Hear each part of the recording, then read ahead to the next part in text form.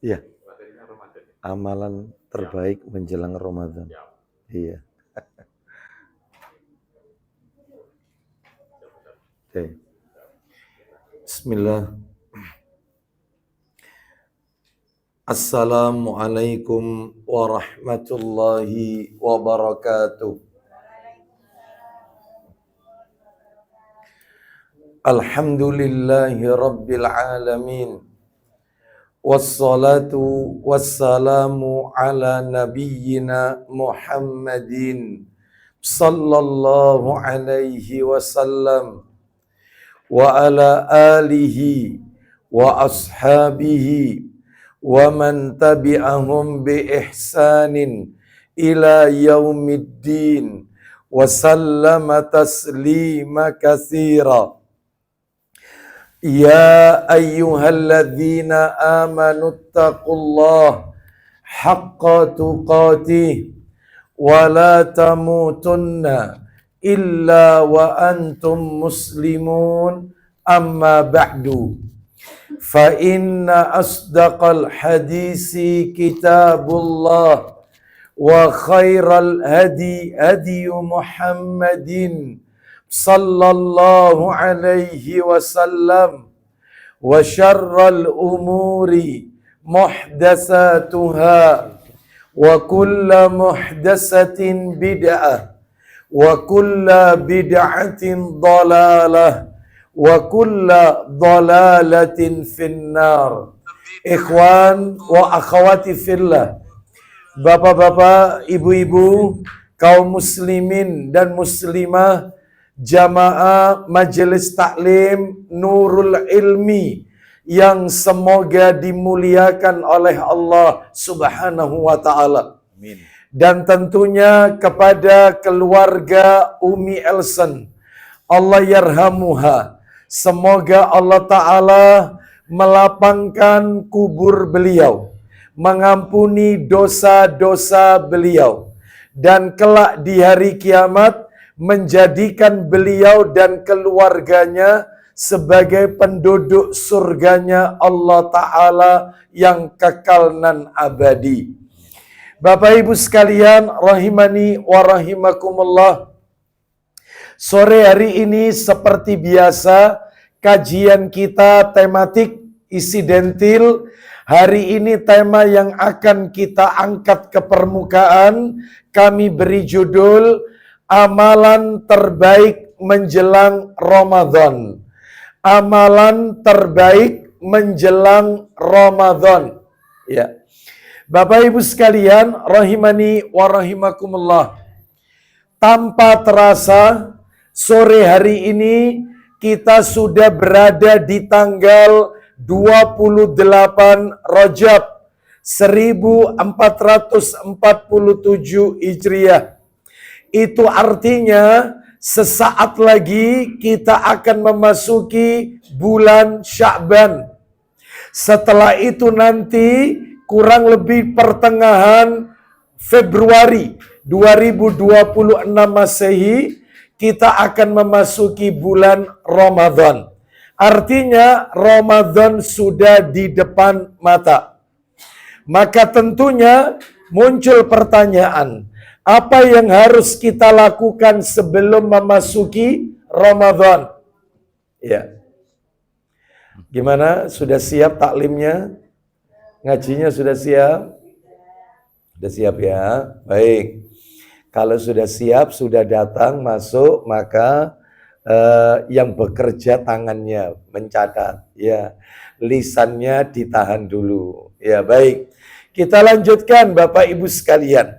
Jadi kita akan membahas amalan apa yang harus kita lakukan menjelang Ramadan. Sebagaimana Bapak Ibu ketahui, Ramadan ini bulan istimewa.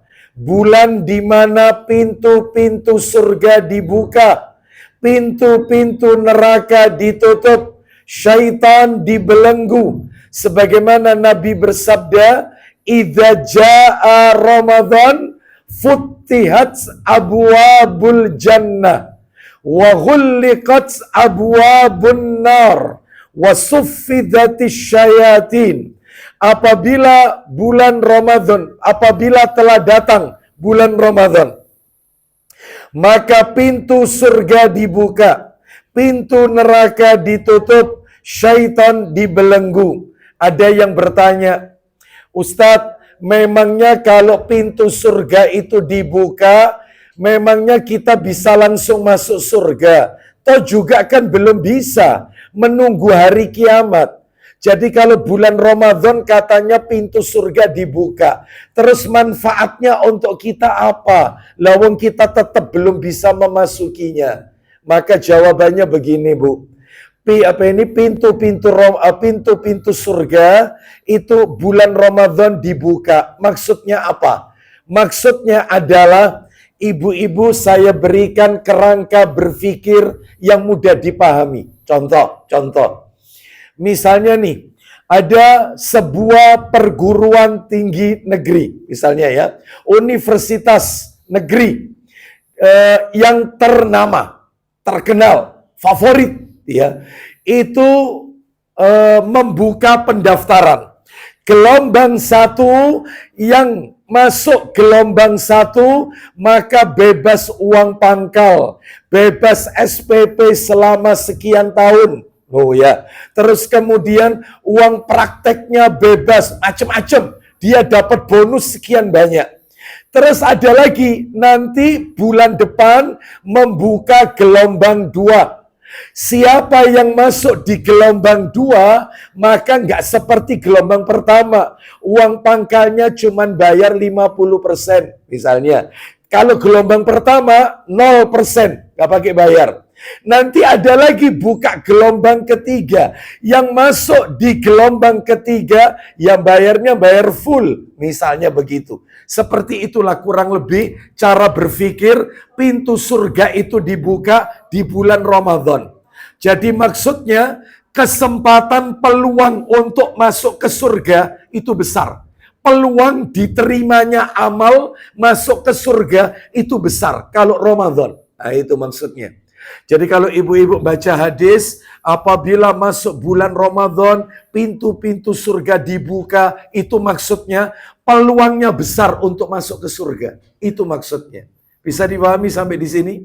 Ya, itu ya. Terus kemudian ada yang tanya, "Loh Ustadz katanya kalau masuk Ramadan, syaiton-syaiton itu dibelenggu." Ya, syaiton dibelenggu. Lah kok masih ada maksiat? Kok masih ada perzinahan, narkoba di mana-mana? Kalau di bulan Ramadan kita lihat di televisi kita, layar kaca kita, kok masih banyak orang yang melakukan maksiat? Nah, jawabannya adalah yang dibelenggu di bulan Ramadan itu adalah para pemimpin, para punggawa daripada syaitan. Pemimpin-pemimpin syaitan itu yang diikat, dibelenggu. Sedangkan anak buahnya ya masih tetap berkeliaran di kahuripan. Masih tetap ya, masih di jalan-jalan anak buahnya ya. Oleh karena itu yang diikat itu para pemimpinnya. Ya, seperti itu ya. Baik. Nah, sekarang pertanyaannya, apa yang harus kita lakukan ketika akan memasuki Ramadan? Yang harus kita lakukan 5 amalan. 5 amalan terbaik menjelang Ramadan. 5 amalan. Ya. Ustadz dikurangi 1, gagal nanti Ramadannya. Jangan dikurangi. 5 ini harus kita lakukan sebelum masuk Ramadan. Tidak ada kata terlambat. Mumpung kita masih di akhir-akhir Rejab, belum ketemu Sya'ban, makanya masih ada waktu.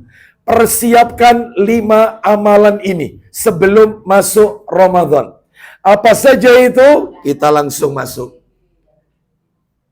Yang pertama, amalan yang pertama ini. Amalan yang pertama. Amalan yang pertama sebelum memasuki bulan Ramadan adalah memperbanyak doa. Memperbanyak doa. Agar Allah mempertemukan kita dengan bulan Ramadan. Memperbanyak doa. memperbanyak doa agar Allah mempertemukan kita dengan bulan Ramadan. Loh, doanya apa Ustadz? Doanya diajarkan oleh para ulama. Ya, sebagaimana yang kami nukil dari keterangan para ulama. Di antaranya kami nukil dalam kitab Ruhus Siyam. Ya, bagaimana bunyi doanya? Ayo, saya baca, ditirukan bersama-sama. Inilah doa yang semestinya kita terus baca sebelum masuk Ramadan. Ya. Apa isi doanya? Kita baca sama-sama, ditirukan. Allahumma salimna Ramadan. Maaf. Allahumma salimna ila Ramadan. Wasallim lana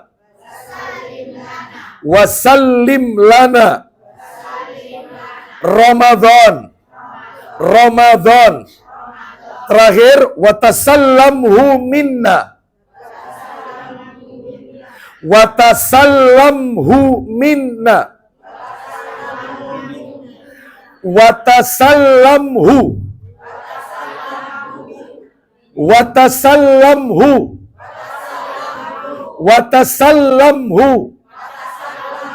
Watasallamhu gitu. Ya, karena itu beda satu huruf, beda arti, Bu. Bahaya itu. Ya. Jadi sallamhu. Lamnya ditasdid. Watasallamhu. Ayo. Watasallamhu. Sekali lagi kita gandeng sama belakangnya. Watasallamhu minna.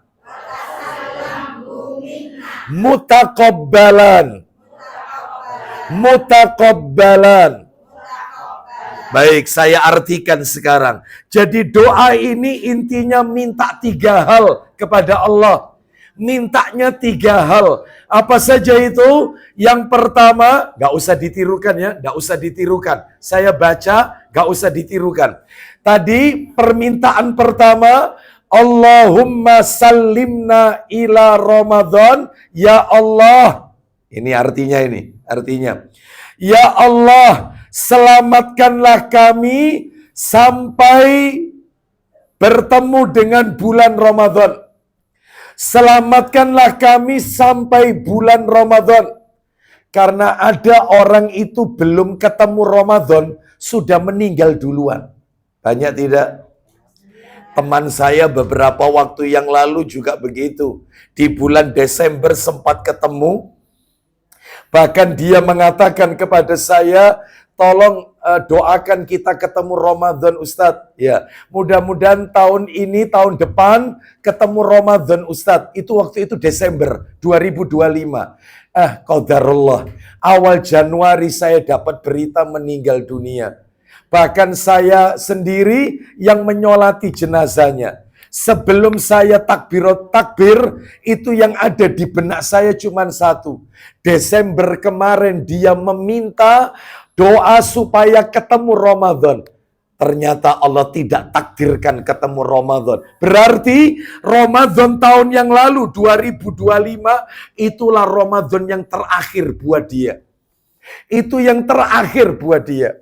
Contoh lagi, pada waktu itu saya kena macet di daerah Ispatindo. Jadi saya pulang dari arah Waru menuju Sepanjang, itu macet mulai dari lampu merah Medaeng, itu sudah mulai krodit. Gak taunya saya dengar berita, itu ada kecelakaan.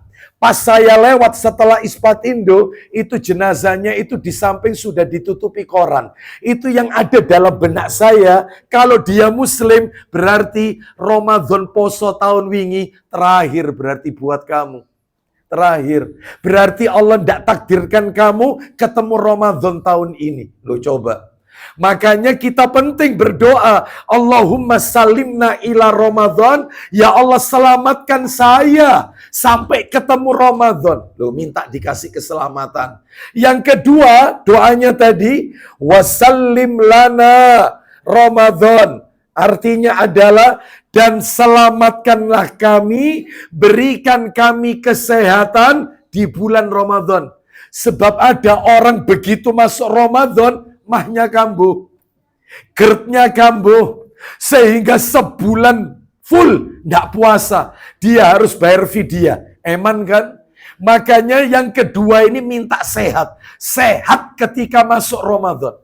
Nah, itu maksudnya. Jadi yang pertama, minta dipertemukan Ramadan. Yang kedua, kalau sudah ketemu Ramadan, minta diberi sehat. Nah, itu intinya. Lah yang ketiga, lah ini yang menarik ini. Doa yang ketiga tadi. Watasallamhu minna mutakabbalan. Dan terimalah seluruh amalan kami di bulan Ramadan tersebut. Jadi semua yang kita lakukan, ya terawih, ya tadarrus, ya iktikaf, qiyamul lail, ya sodako, ya zakat fitrah atau zakat fitri, ya, semuanya minta kepada Allah untuk diterima. Nah, itu ya. Watasallamhu minna mutakabbalan, dan terimalah, ya. Dan terimalah dari kami amalan-amalan kami di bulan Ramadan tersebut. Baik. Bapak Ibu sekalian, rahimani wa rahimakumullah. Kira-kira sudah hafal doanya tadi?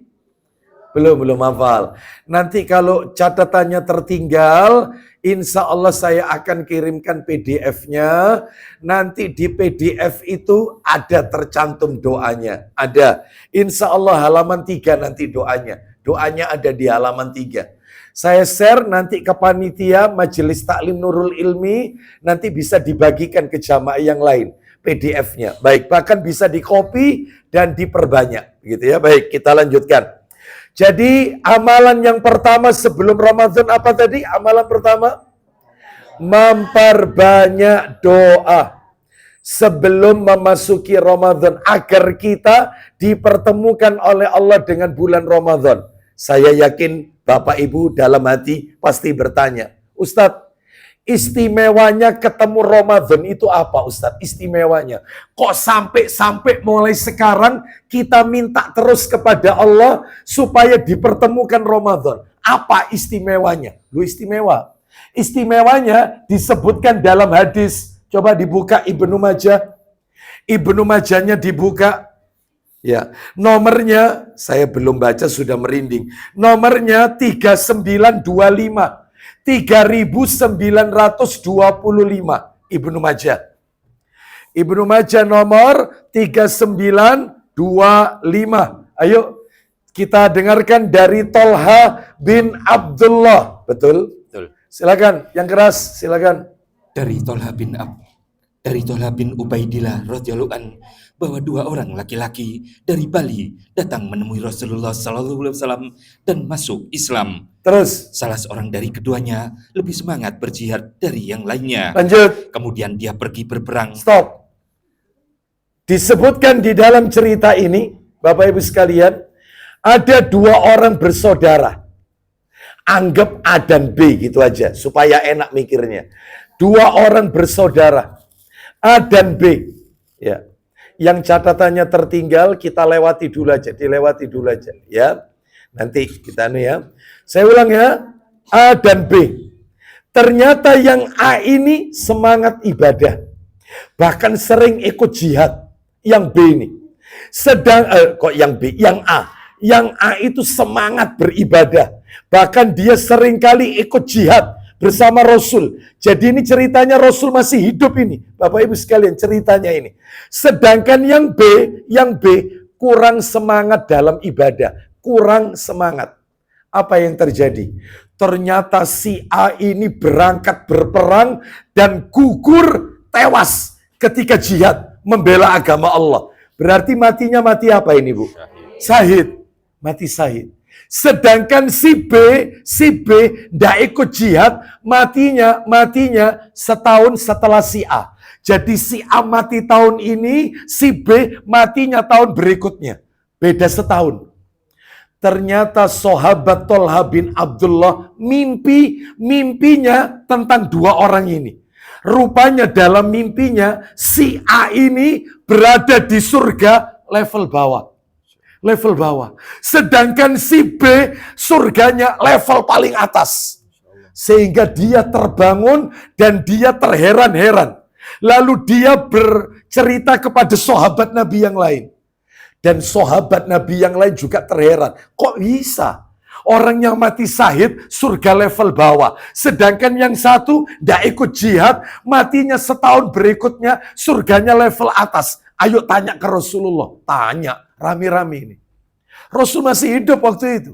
Tanya. Bapak Ibu tahu apa jawaban Nabi? Nabi malah berkata, min ayyidzalika ta'jabun. Apa yang menyebabkan kalian itu keheranan itu apa? Kenapa kalian ini kok heran? Terus Nabi melanjutkan, alaisa qad makasa hadza ba'dahu sana? Bukankah si B itu, anggap si B aja ya, bukankah si B itu meninggalnya setahun setelah si A? Maka sahabat menjawab, bala ya Rasulullah, tentu. Si B itu matinya setahun setelah si A. Terus kemudian Nabi berkata lagi, wa adraka Ramadan wa fasoma wa shalla kadza wa kadza min sajdatin fis sana. Bukankah si B yang matinya setahun dari si A, setelah si A, dia ketemu Ramadan, lalu dia puasa Ramadan, dia sholat taraweh, dia baca Quran, dia iktikaf, semua ibadah dilakoni di bulan Ramadan. Bukankah seperti itu? Kata sahabat, benar wahai Rasulullah. Lalu Nabi menutup sabdanya. Apa kata Nabi? Fama bainahuma aba'adu mimma bainas samai wal ardi. Seperti itulah keadaan mereka berdua. Di dalam surga, jaraknya antara langit dan bumi. Yang mati syahid, surga terendah. Yang satunya tidak mati syahid, tapi ketemu Ramadan, surga paling tinggi. Makanya nikmat ketemu Ramadan itu nikmat. Nikmat. Bahkan mengalahkan pahala jihad. Mengalahkan. Kalah pahala jihad. Makanya mau ketemu Ramadan itu mestinya senang. Sebab ada orang itu mau ketemu Ramadan bawaannya sumpah. Ya Allah, Ramadan mana, terawih mana, sahur mana, ya ngantuk mana, ya dan seterusnya, ya, tidak makan lagi dan seterusnya. Bawaannya sumpah, nggak boleh. Sebagai orang yang beriman mendekati Ramadan itu semakin senang. Ya, kalau malam ini, kalau ada sebagian saudara-saudara kita itu dia ngomong sama saya, ya Allah Ustadz, hawanya ini kayak hawa Ramadan Ustadz ya. Malam dengar orang ngaji di masjid, kita dengar sayup-sayup orang ngaji. Persis kayak Ramadan itu ada tadarusan. Ya hawanya kayak Ramadan Ustadz. Ya. Berarti dia senang, kepingin ketemu sama Ramadan. Bahkan ibu-ibu, mohon maaf ini. Kata para alim ulama, andai kata mereka yang dikubur itu, mereka yang saat ini terkungkung di alam barzah, mereka yang saat ini mendekam dalam alam kubur, itu dibangkitkan oleh Allah, dikasih kesempatan untuk hidup di dunia, niscaya mereka mayit akan menginginkan, kepingin sehari ketemu Ramadan. Sehari ketemu, itu yang mereka inginkan, yang ada di dalam kubur ini. Mereka kepingin ketemu dengan Ramadan. Lah kok kita yang masih hidup malah tidak senang dengan datangnya bulan Ramadan. Oleh karena itu, maka ayo kita tumbuhkan jiwa senang ya, terus kemudian banyak berdoa ya, seperti itu. Baik, kita lanjutkan ya. Sekarang yang nomor berapa amalannya? Nomor 2. Amalan terbaik di bulan Ramadan, menjelang Ramadan. Bukan di bulan Ramadan, menjelang Ramadan. Jadi nomor 1 memperbanyak doa. Itu nomor 1. Yang nomor 2 sekarang amalannya. Yang nomor 2 adalah, ini jangan diremehkan, ini nomor 2. Sekali Anda tidak lakukan nomor 2, saya jamin, berdasarkan hadis Nabi, saya jamin, maka puasa kita akan sia-sia. Apa itu Ustadz? Yang nomor 2. Yang nomor 2 adalah jalinlah hubungan silaturahim. Jalinlah hubungan silaturahim. Lu kaitannya sama Ramadan ini apa Ustadz silaturahim? Nanti tak sampaikan. Nanti dalilnya kita dengarkan. Jalinlah hubungan silaturahim dan hablum minannas, sesama manusia, sama tetangga yang baik. Ya. Kenapa Ustadz? Apa kaitannya? Nanti tak tunjukkan dalilnya.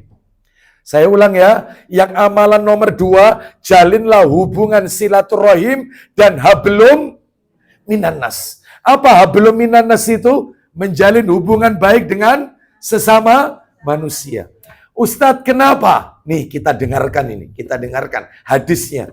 Coba dibuka Abu Hurairah Sahih Targhibnya, STWT. Sahih Targhib jilid 5. Sahih Targhib wa Tarhib, STWT jilid 5. Nomornya 2538. 2538. 2538. Kita dengarkan ya, kita dengarkan nih. Langsung artinya Abu Hurairah yang keras, biar yang belakang dengar. Silakan.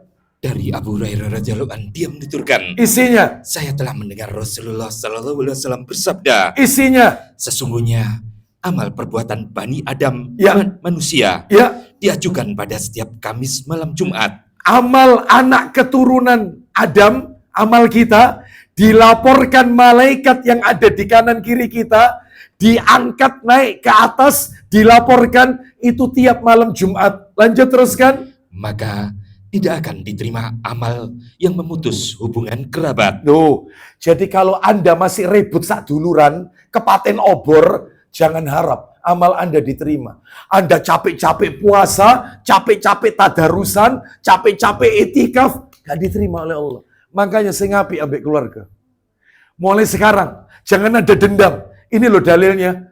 Jadi amalannya dipending, gak diterima. Rugi. Sebulan penuh loh kita puasa ini, mulai sahur sampai berbuka.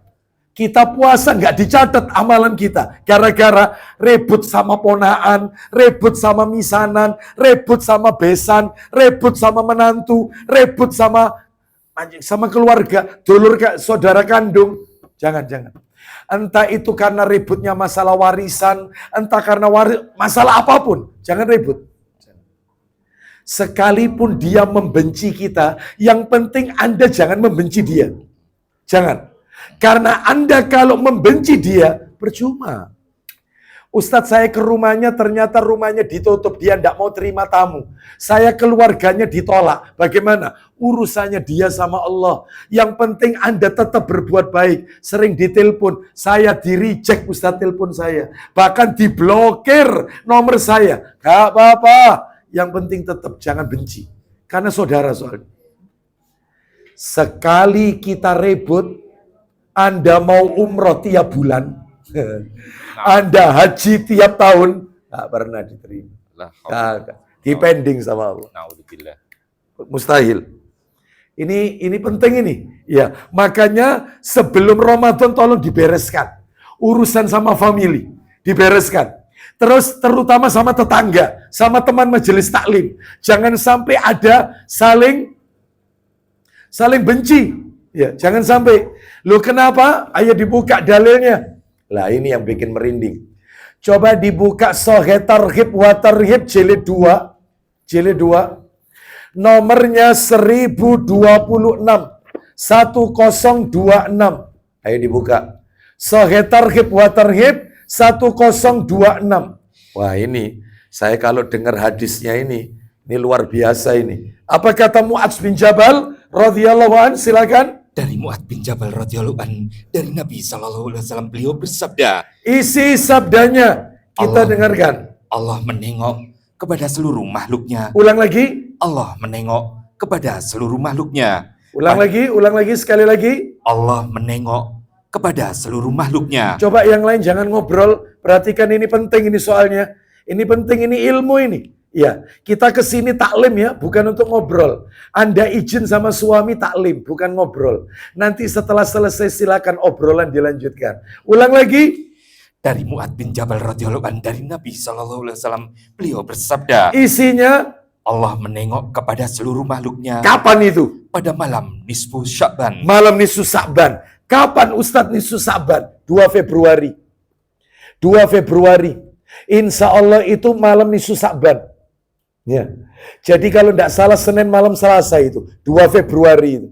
Ya, karena tanggal 2 Februari itu 14 Sa'ban. Berarti malamnya nisfu Sa'ban. Nisfu itu separuh, Sa'ban itu bulan Sa'ban. Nisfu Sa'ban, separuh bulan Sa'ban. Ya separuhnya itu ya malam itu. Malam 15 Sa'ban. Itu pada saat itu Allah melihat seluruh makhluknya. Terus lanjut. Maka dia mengampuni semua makhluk hambanya. Jadi semua hambanya diampuni dosanya. Mudah-mudahan kita termasuk ya. Amin. Diampuni. Tapi ada 2 orang, hati-hati. 2 orang yang malam itu gak dapat ampunan. 2 orang malam itu gak diampuni oleh Allah. 1, silakan. Kecuali mereka orang musyrik. Musyrik pelaku syirik gak dapat ampunan. Yang nomor 2, atau yang memusuhi orang lain. yang menyimpan dendam sama orang lain. Malam itu gak dapat ampunan. Terus masuk Ramadan, rugi, gak diterima. Sudah nggak diampuni, terus amalan nggak diterima, capek Anda, capek. Percuma tiap hari puasa, ya iktikaf, ya terawih, ya witir, ya doa, ya tadarusan, nggak diterima. Jangan ribut sama orang. Hablum minanasnya tolong dijaga sebelum ketemu Ramadan. Ada yang tanya kepada saya, Ustadz, malam nisfu Sa'ban itu ada wiritannya tak Ustadz? Ada zikirnya tak Ustadz? Nggak ada. Ya, jadi tidak ada bacaan-bacaan khusus, tidak ada. Nabi tidak pernah ajarkan. Lah terus kita ngapain? Banyak istighfar sama jalin hubungan silaturahim sama orang. Jangan pernah memutus silaturahmi atau silaturahim dengan keluarga maupun dengan tetangga. Jangan sampai. Kalau ada barangnya orang di rumah kita, kembalikan. Jangan sampai masuk Ramadan, kita masih ada sangkut pautnya sama orang. Ustadz saya punya utang, tutup utangnya. Waduh. Ane gak duit ya apa? Bu, maaf ya. Nih, Ibu tak kasih ilmunya nih ya. Mohon maafin Ibu. Ibu harus tahu. Ibu misalnya punya utang cicilan. Utang. Terus kemudian di bulan Ramadan, panjenengan ngasih buka puasa, suka sodako. Maaf Bu, maaf. Yang sodako itu dipending sampai utang lunas. Karena bayar utang itu wajib, sodako itu sunnah. Wajib disikno, sunnah nanti. Maaf ini, maaf. Anda punya utang cicilan rumah. Terus Anda berangkat umroh. Anda berangkat umroh, pahala umroh Anda dipending sama Allah. Sampai utang lunas. Sebab apa? Sebab orang tidak bisa masuk surga karena utangnya. Bahkan rohnya, mohon maaf, jasadnya mayit itu panas dalam kubur karena utang. Utang itu penghalang masuk surga. Bahkan Nabi tidak pernah tidak mau nyolati jenazah. Nabi pernah tidak mau nyolati jenazah yang punya utang. Nabi nggak mau nyolati. Arisan itu utang, Ustaz. Ya iyalah, utang. Arisan itu utang. Karena kan Anda narik duluan. Sehingga Anda, iya. Kalau gitu Ustaz, saya tak nariknya akhir-akhir saja. Ya apa Ustaz? Ya. Kalau Anda nariknya akhir, nomor terakhir, maka sama dengan apa Anda? Nabung kan? Nalangi. Sodako ini sama dengan. Nah, itu ya. Tapi kalau narik awal, saya mau tanya, biasanya orang arisan minta nomor awal atau nomor akhir? Selesai utang Anda. Ya, itu. Maka Ustadz berarti arisan itu enggak boleh, tak boleh, enggak ada larangan. Arisan itu ikut arisan boleh. Cuman masalahnya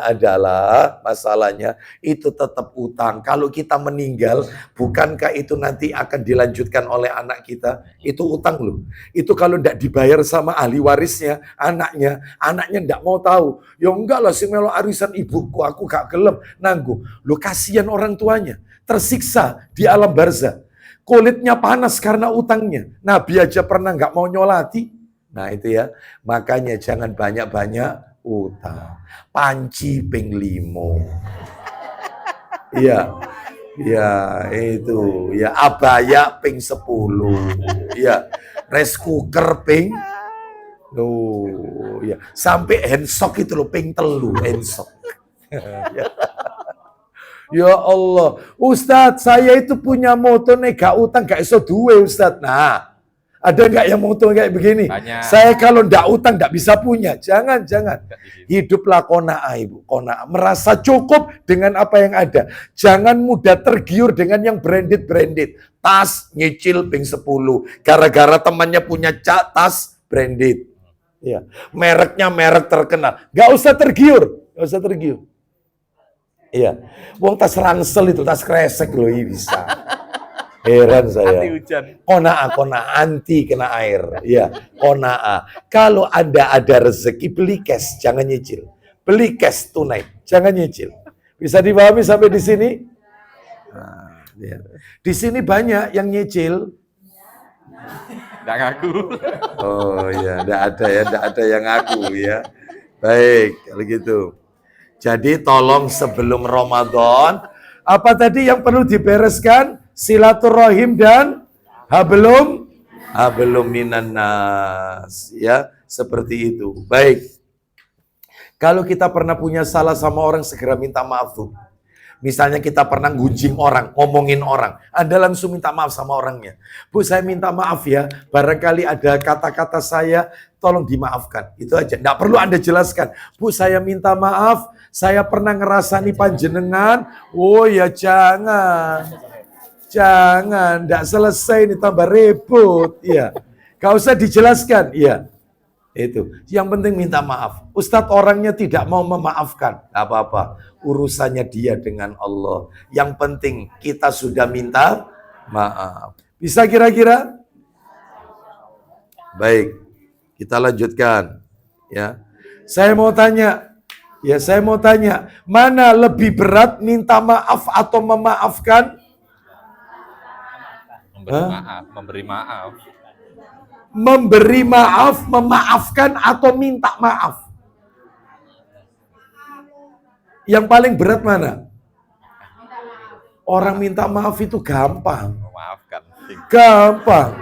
Iyalah ya, pilihannya mek loro itu toh. Ibu-ibu kauripan ini.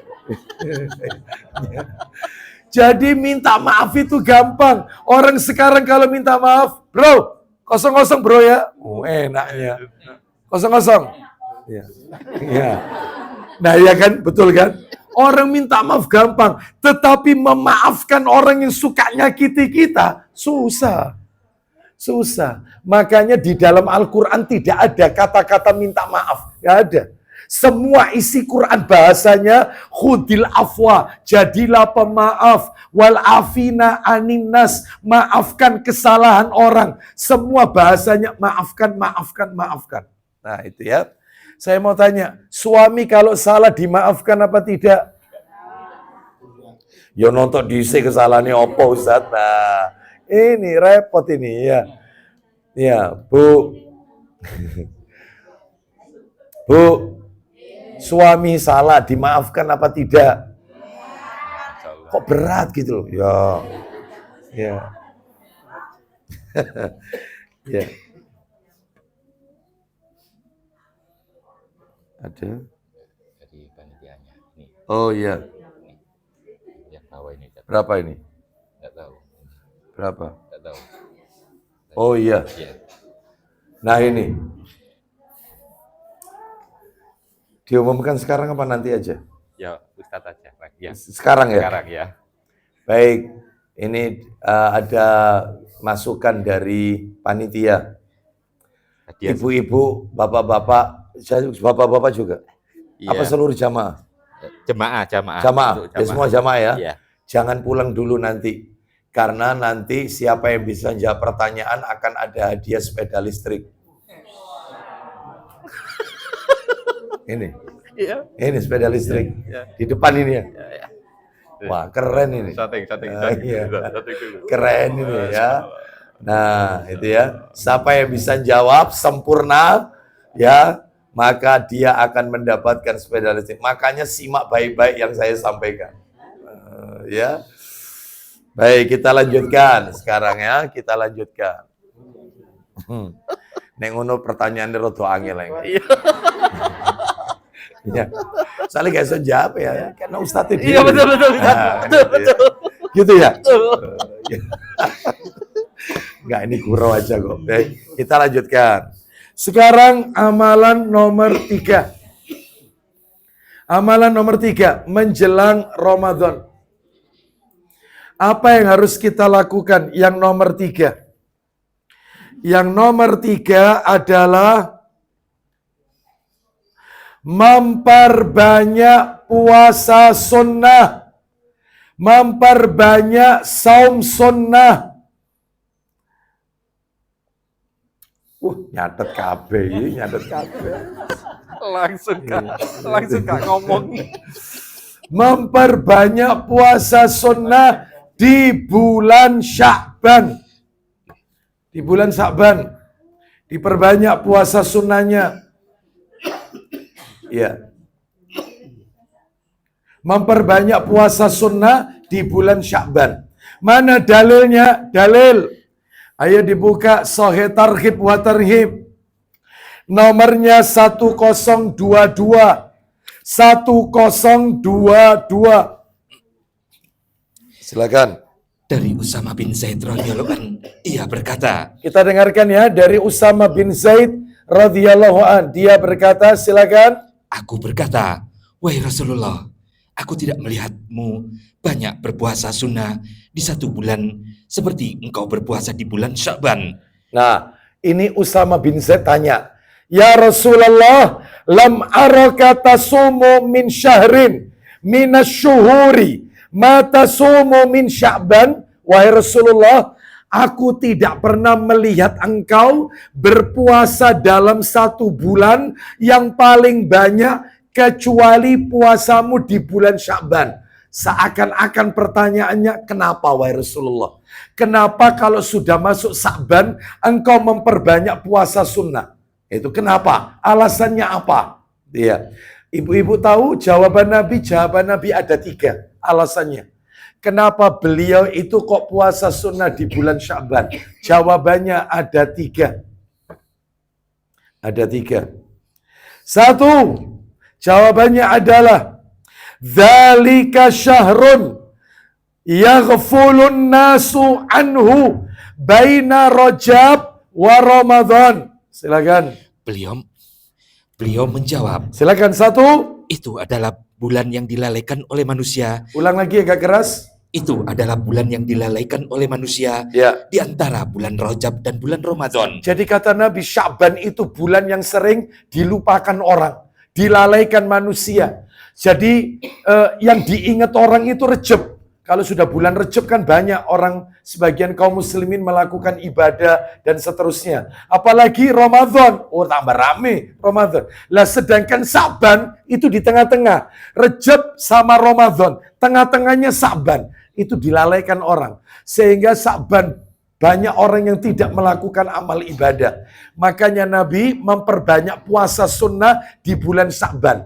Menghidup-hidupkan waktu yang sering dilupakan banyak orang. Itu penting. Dan biasanya Bapak Ibu, mohon maaf ini sebelum dilanjutkan hadisnya. Orang itu kalau suka menghidup-hidupkan amalan yang sering dilupakan banyak orang, biasanya ganjarannya besar. Contoh, tahajud. Waktunya orang tidur pulas, terlelap dengan tidurnya, kita malah bangun di saat manusia pada tidur. Ada lagi sebagian orang begadang, nonton bola. Kita malah sholat tahajud. Menghidupkan waktu malam yang dilupakan oleh manusia. Makanya tahajud itu ganjarannya besar. Satu-satunya sholat sunnah yang ada di Quran, ya cuma tahajud. Ibu cari sholat duha, nggak ketemu dalam Quran. Lu ada Ustadz, wadduha itu nama waktu, bukan sholat. Ibu cari sholat apapun nggak ada, kecuali tahajud. Tahajud tok yang masuk dalam Al-Quran. Yang lain nggak masuk. Tahiyatul masjid nggak masuk, qobliyah ba'diyah nggak masuk. Hanya tahajud. Makanya istimewa tahajud. Nah termasuk Sya'ban. Sya'ban ini bulan yang dilupakan banyak orang. Ayo dihidupkan. Dengan apa? Memperbanyak puasa sunnah. Ustadz, itu puasa apa sih Ustadz? Kok disuruh memperbanyak? Ya puasa yang Nabi ajarkan. Senin Kamis boleh, Ayyamul Bid boleh, atau puasa Daud. Puasa Daud aja, puasa Daud. Karena orang kalau sudah puasa Daud, yang lain minggir, puasa yang lain. Itu puasanya, puasa yang paling utama itu Daud, Bu. Daud, Bapak Ibu. Ya, coba Anda hitung. Ayo coba tak ajak ngitung ini, tak ajak ngitung. Puasa Daud. Puasa Daud itu gimana caranya puasa Daud?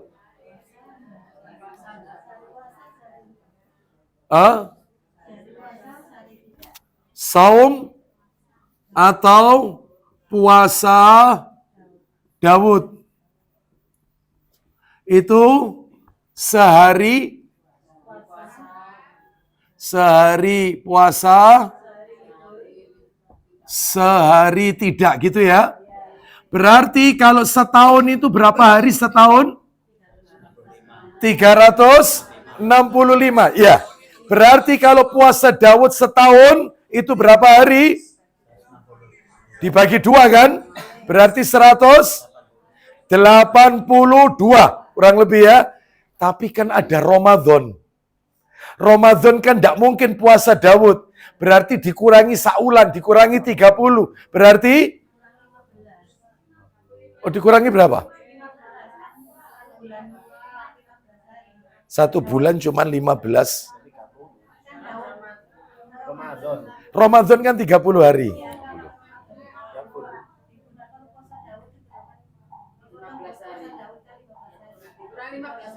Gitu ya? Bukan 30 hari. Oh, dibagi 2 ya? Oh iya, berarti sisanya berapa? 182 dikurangi 15. Berapa ketemunya? 167. 167. Sekarang kita hitung sekarang. Senin Kamis. Ya, seminggu kan 2 kali, Senin Kamis. Sebulan kan ada 4 minggu. Berarti sebulan 8 hari. Dikali 12, karena setahun 12 bulan. Berarti berapa? 96 hari. Ini setahun, Senin Kamis, kalau setahun 90. Tapi kan dikurangi Ramadan. Ya.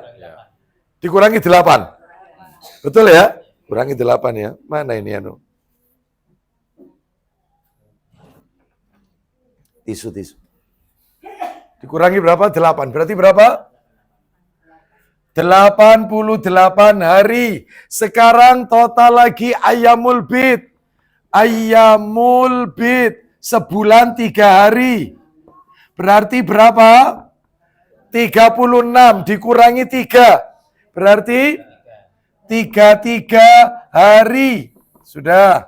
Terus apa lagi? Asyura.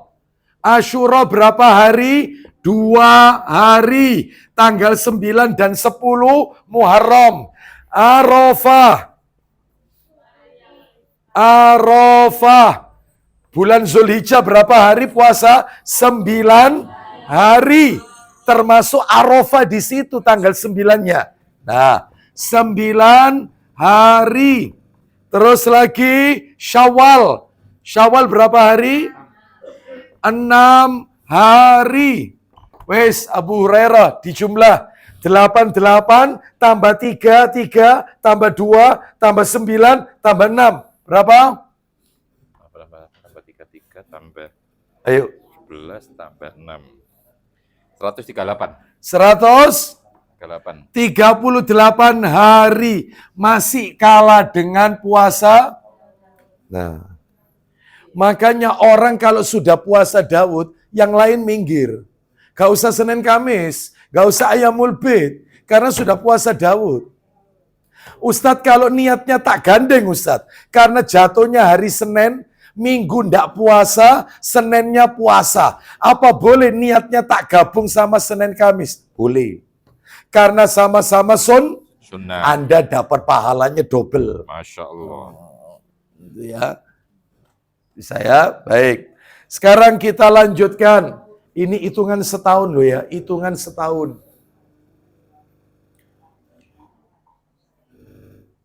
Oh ini berarti. Baik, kita lanjutkan sekarang. Nomor berapa?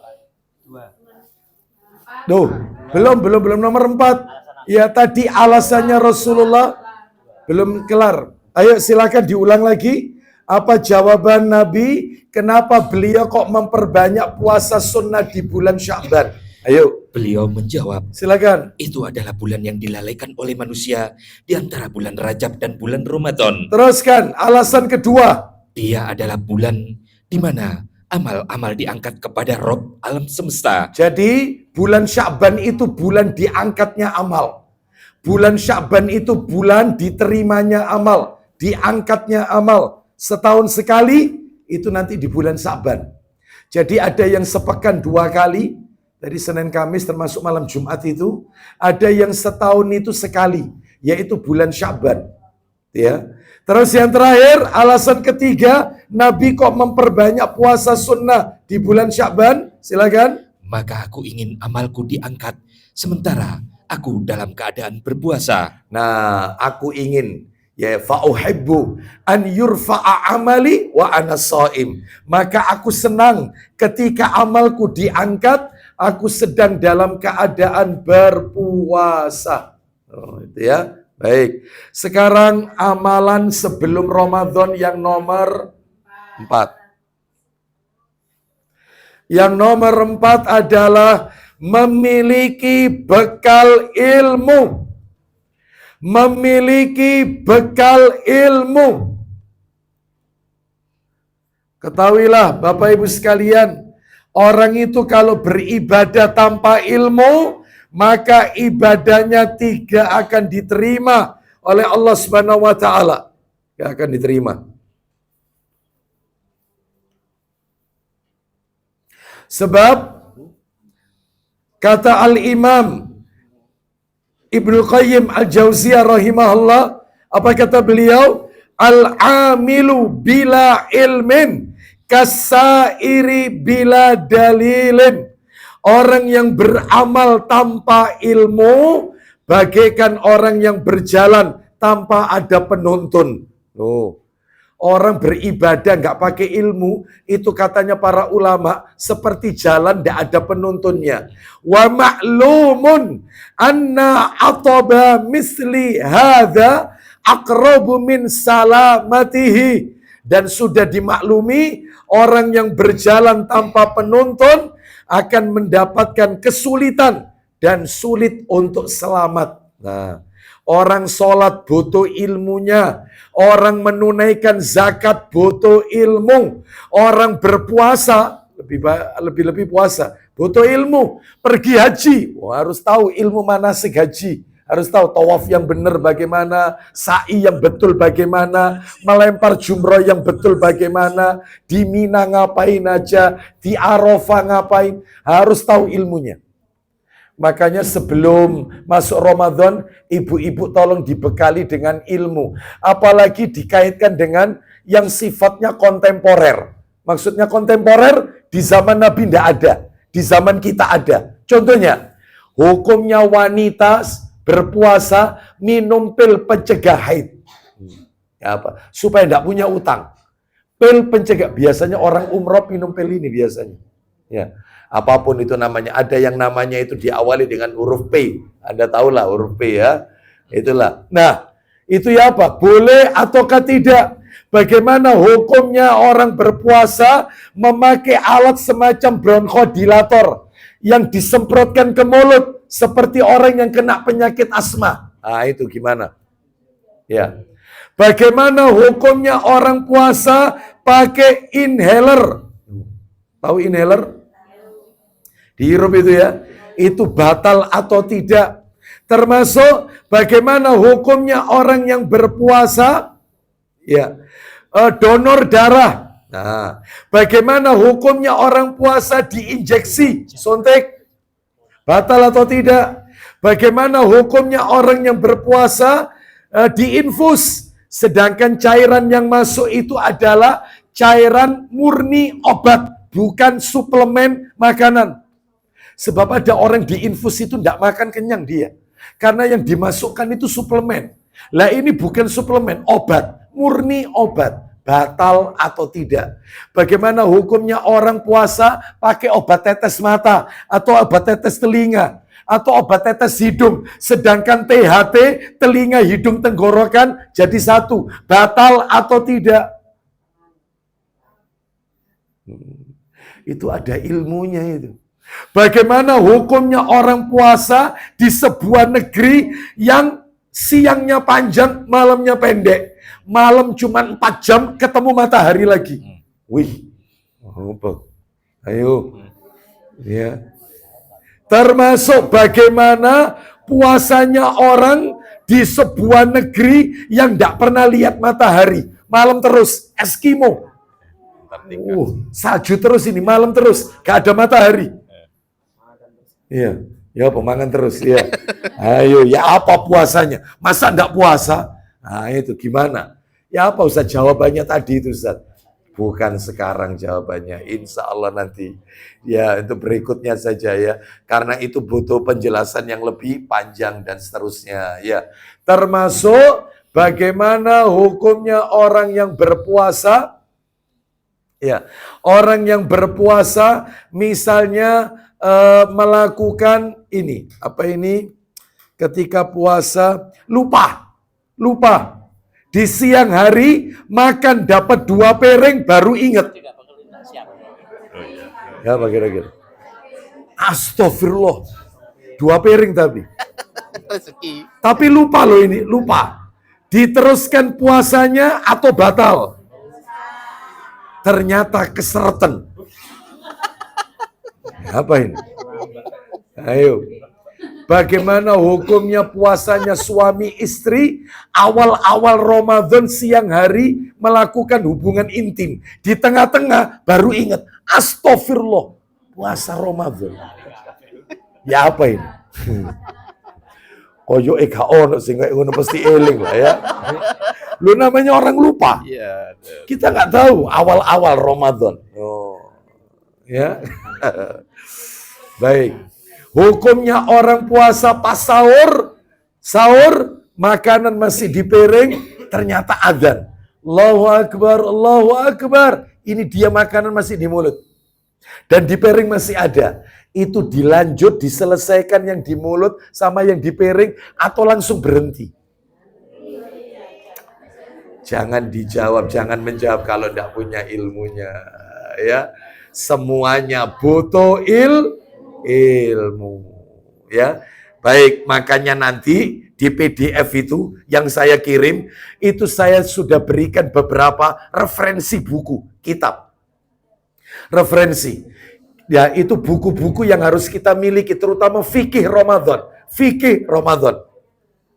Nanti insya Allah yang tak share PDF itu agak banyak ya. Kenapa? Karena ibu-ibu juga tak kasih panduan-panduan fikih Ramadan dari kitab-kitab yang ditulis oleh para ulama. Tapi bahasa Indonesia semua. Sudah bahasa Indonesia. Nah nanti bisa dibaca nanti ya. Jadi seperti Anda baca buku. Ya. Nanti ada banyak buku PDF. Karena saya mendapatkan itu beberapa tahun yang lalu. Dan boleh di-share itu. E-book gitu ya. Baik. Kita lanjutkan sekarang yang ke berapa? 5. Yang nomor 5. Kenapa? Oh dalil. Dalilnya untuk yang nomor 4 belum ya. Ayo dibuka Sahih Targhib wa Tarhib STWT. Nomor jilid 1. Nomor 68. Sahih Targhib wa Tarhib. Nomor 68. Silakan. Dari Hudzaifah bin Al-Yaman radhiyallahu anhu, dia berkata, Ada pulpen 2, saya pinjam 1. Rasulullah sallallahu alaihi wasallam, beliau bersabda, Ya, silakan. keutamaan ilmu lebih baik daripada keutamaan ibadah. Loh ya, lihat itu. Keutamaan berilmu lebih baik daripada keutamaan ibadah. Makanya orang beribadah tidak punya ilmu, maka kacau nanti ibadahnya, sia-sia. Saya mau tanya, menikah itu termasuk ibadah tidak? Ya, ibadah. Ya, makanya orang menikah tidak punya ilmu, maka jangan harap pernikahannya akan awet sampai kakek nenek. Jangan harap. Ya, makanya semuanya butuh ilmu, Bapak Ibu sekalian. Ya. Baik, kalau begitu kita akan lanjutkan. Sekarang nomor berapa? Nomor 5.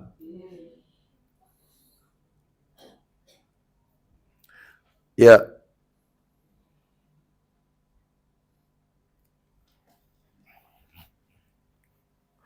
Kita lanjutkan yang nomor 5. Lah, nomor 5 ini teknis tapi menentukan. Apa itu nomor 5? Ini fatwa ulama nomor 5 ini. Yang nomor 5, mempersiapkan target. Mempersiapkan target.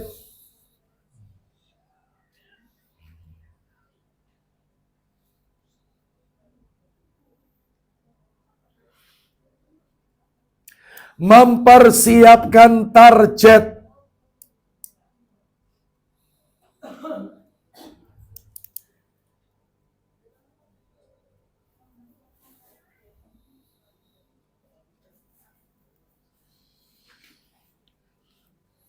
Ya, mempersiapkan target atau perencanaan target.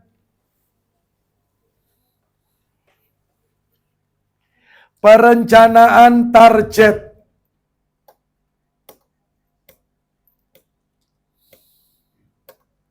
Ya.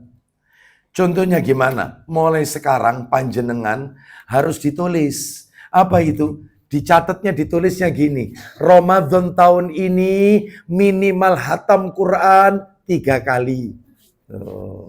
Ya, Ramadan tahun ini tiap sore berbuka puasa ngirim 3 nasi bungkus di masjid mana? Minimal. Ramadan tahun ini iktikaf saya di masjid mana? Ramadan tahun ini saya nanti qiyamul lail di masjid mana? Sudah disiapkan target itu. Sebab kalau perencanaan target tidak dibuat mulai sekarang, jangan harap Ramadannya akan sukses. Jadi begitu masuk Ramadan baru buat target. Aku bulan ini Ramadan ini salah. Sebelumnya, ya. Jadi paling tidak kita itu sudah siap-siap. Ramadan tahun ini, nanti sebelum masuk Ramadan, tiap keluargaku tak kasih 5 kilogram beras. Supaya dipakai buka puasa, delek pahala. Supaya silaturahim nyambung. Siapa saja yang dari bapak saya yang miskin siapa? Dari ibu saya yang yatim siapa? Itu ternyata total 10 orang. 5 kilo, 5 kilo, 5 kilo. Sama sekalian sembako yang lain. Loh, sudah ditulis mulai sekarang. Lah ini tidak. Sekarang yang ditulis ini, engkau jajani apa ya? Iku nastar, ya. Nastar kecepot. Ya, nastar kecepot, terus kestengel, ya, madu mongso. Yang dipikirkan itu, engkau Marioyo aku nggak kelambi opo yo. Apalagi setelah hari raya, akeh kemanten. Terus bajuku apa? Salah. Yang dipikirkan itu logistik Idul Fitri. Aku nanti tuker uang baruku di mana ya? Ya Allah. Salah. Yang ditulis mulai sekarang itu ibadahnya. Bersiap. Jangan-jangan ini Ramadan terakhir kita. Jangan-jangan tahun ini. Yang setelah itu tahun depan tidak ketemu Ramadan lagi. Loh banyak loh teman-teman kita yang Ramadan kemarin masih ketemu terawih. Sekarang terawih tahun ini sudah nggak ketemu lagi. Banyak. Makanya direncanakan. Harus sukses. Seperti itu. Nggak boleh luyu-luyuan. Nggak boleh tidur. Puasa tidak identik tidur. Nggak. Ya, oleh karena itu apalagi yang tahu umur kita ini hanya Allah Azza wa Jalla. Ya, apalagi umur kita sudah mendekati angka 6, ya 60 atau lebih dari 60. Saya mau tanya sama panjenengan. Seekor kuda kalau mau mendekati garis finish itu tambah kencang apa tambah loyo? Tambah kencang. Kalau dia pacuan kuda, itu kan mendekati garis finish tambah kencang dia. Semestinya kita jangan kalah dengan kuda. Wong kita dikasih akal oleh Allah. Kuda saja tidak pakai akal, ingin memenangkan perlombaan, tambah kencang. Kita yang dikasih akal, mestinya semakin dekat garis finish, mestinya semakin banyak ibadah kepada Allah. Apalagi sudah kelihatan, keriput sudah mulai menghias, ya, rambut putih sudah mulai di mana-mana, ya. Terus pendengaran sudah mulai kurang peka. Kalau dipanggil suami, apa mas? Waduh, lah kok gini, ya, terus berkurang, ya. Mata sudah mulai berkurang, ya. Berdiri dari duduk lama, wis ke geragap-geragap, Balsem. ya. Duduknya malam pakai balsem, ya. Ya, terus kemudian kalau jalan rodok sedikit bungku. Iya, sudah waktunya, peringatannya sudah banyak. Sudah sering sakit-sakitan, keluar masuk rumah sakit, peringatannya sudah banyak. Ayo, waktunya banyak ibadah, bukan memperbanyak hal-hal yang sifatnya sia-sia, ya. Baik. Demikian Bapak Ibu sekalian, itulah 5 amalan menjelang Ramadan. Ya. Sekarang sesuai dengan amanah, betul ya? Amanahnya gitu. Betul. Ya, betul. Betul. Iya, itu betul. Sahih ya? Sahih. Sahih ya. Sahih. Yang bisa menjawab pertanyaan saya, sepeda listrik di belakang saya menjadi miliknya. Hadiahnya itu sepeda listrik. Ya. Ya. Hadiahnya, mohon maaf, pertanyaannya terus terang Sulit sekali. enggak sulit-sulit aman. Ya, seperti itu. Nabi bersabda, yasiru walatu asiru, wabashiru walatu nafiru. Mudahkan urusan orang, jangan dipersulit. Gembirakan orang, jangan ditakut-takuti. Nah, gitu ya. Insya Allah. Apa pertanyaannya? Tolong HP-nya diletakkan, nggak boleh googling, nggak boleh Google, nggak boleh. Nggak boleh. Ustadz, ngerpek buku boleh, catatan boleh. HP nggak boleh, HP. Sudah siap pertanyaannya? Minta tolong dihapus papan tulisnya. Minta tolong dihapus papan tulis. Ini aja. Dihapus papan tulisnya. Pertanyaannya yang benar, sempurna, langsung dapat kunci motor listrik. Keren ya. Dan saya kasih kesempatan 5 hitungan. Kaisan jawab salah, maka saya pindahkan ke yang lainnya. Dan saya berikan yaitu sampai 3 limpahan pertanyaan. Nggak ada yang jawab 3-3-nya, berarti milik ustadznya.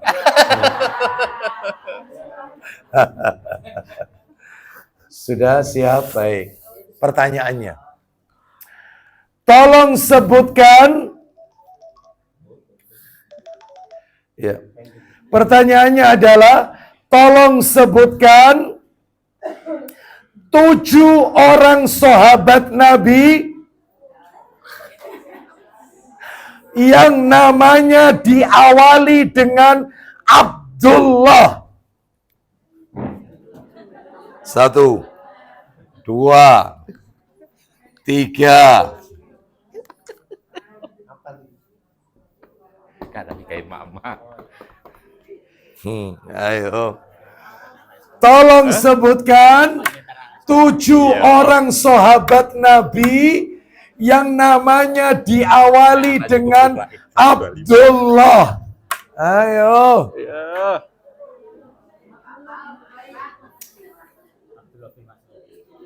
Ya, silakan yang bisa angkat tangan. 7 loh tapi. Ustadz salah satu keliru batal. Tit. 1, 2, 3, 4, 5, 6, 7, 8, 9, 10. Selesai, batal hadiah. Jawabannya nih, 7, Abdullah bin Umar, Abdullah bin Mas'ud, Abdullah bin Amr bin As, Abdullah bin Salam, Abdullah bin Mughaffal. Berapa ini sudah? 5. 5 apa 6? 5. Hah? Abdullah bin Umi Maktum. Bin Ubaidillah. Berapa sudah? 6. Abdullah bin Abbas. 7. Nah. Baik. Berarti gagal kunci listriknya. Sepeda listriknya. Ya. Berarti untuk bulan depan. Oh. Bulan depan. Loh, Ramadan masih ada taklim ini? Sore? Oh pagi, oh diganti pagi. Ya nanti lihat dulu jadwal saya ya. Tolong saya dikonfirmasi. Insya Allah ya. Kita nanti buatkan pertanyaan yang lebih mudah lagi.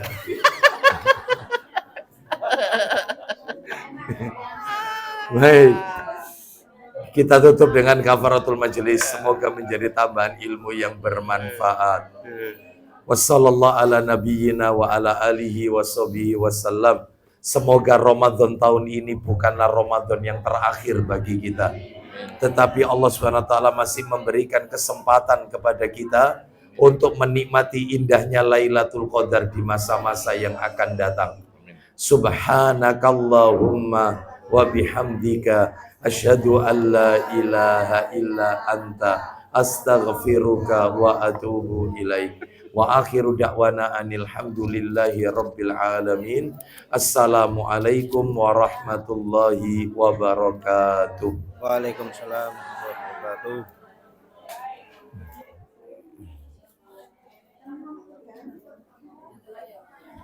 Karena yang mengubiana itu panitianya, Pak. Namanya panitianya, namanya Bu Ida. Oh, Bu Ida. Oh iya betul, Bunda Ida. Iya, iya. Ya betul.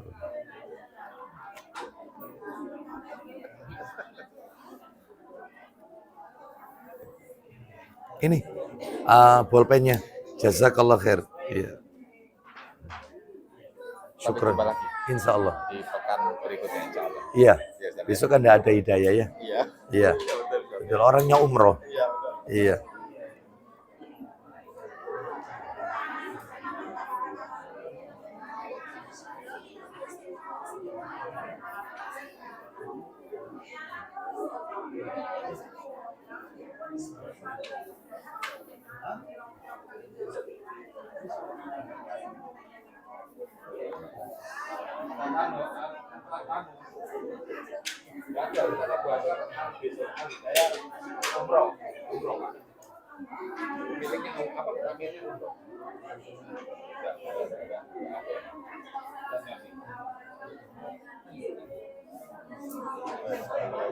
Assalamualaikum warahmatullahi wabarakatuh. Mari Pak.